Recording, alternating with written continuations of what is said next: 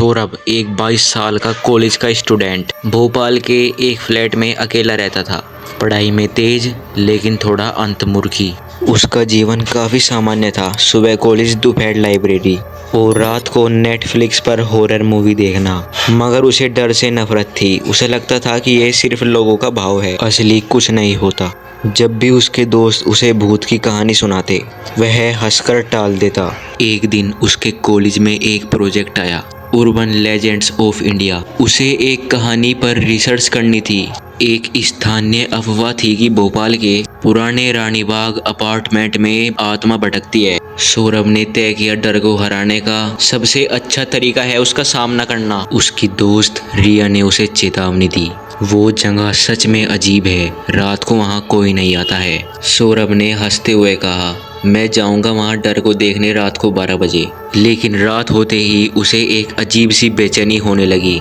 कुछ तो गलत था, पर उसने ठान लिया कि डर को हराना है। वो एक बुजुर्ग आदमी से मिला जो वहाँ पहले कॉलोनी में रहता था।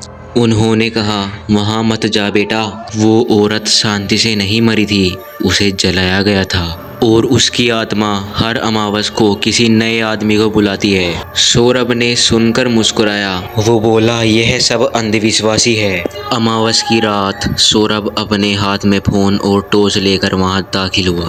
पूरी हवेली वीरान, दीवारें टूटी हुई थी और हर कोने में सन्नाटा पसरा था।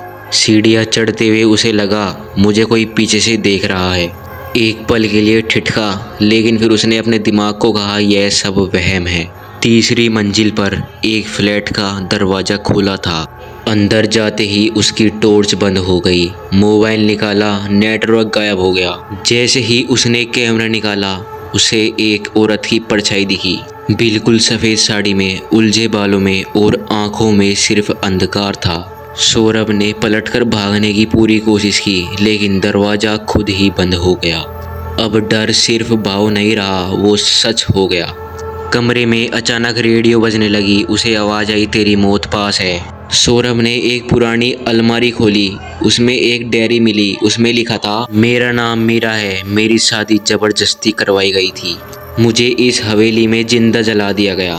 मेरी आत्मा तब तक शांति नहीं पाएगी जब तक कोई मेरी सच्चाई इस दुनिया को ना बता दे। तभी मीरा की आत्मा सामने आई, आंखों में खून और ज़मीन में रेंगती हुई आई। उसने बोला, तू भी जलाया जाएगा। सौरभ चीखा, मैं तुम्हें न्याय दिलाऊंगा।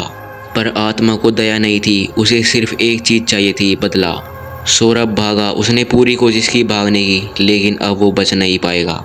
अब वो उस हवेली में कैद था, जैसे किसी और दुनिया में हो। डायरी पढ़कर उसे पता चला कि मीरा को मारने वाले लोग अब भी जिंदा है। आत्मा को शांति तभी मिलेगी जब उनकी सच्चाई उजागर होगी। सौरभ ने किसी तरह विंडो में फ़ोन फेंका, जहाँ पर कैमरा ऑन था और सब रिकॉर्ड हो रहा था। सुबह पुलिस वहाँ पहुँची, उन्हें डायरी और वो कैमरा मिला। मामले की दोबारा जांच हुई, मीरा को न्याय मिला। अपार्टमेंट में लाशें मिली, जिसमें एक लाश सौरभ की भी थी, पर उसकी आंखें खुली हुई थी, जैसे वो अब भी देख रहा हो। रिया ने जब वीडियो देखा, उसके रोंगटे खड़े हो गए। आखिरी 5 सेकंड में सौरभ ने कैमरे की ओर देखकर कहा, डर सिर्फ भाव नहीं होता जब तक तुम उसका खुद शिकार ना बन जाओ।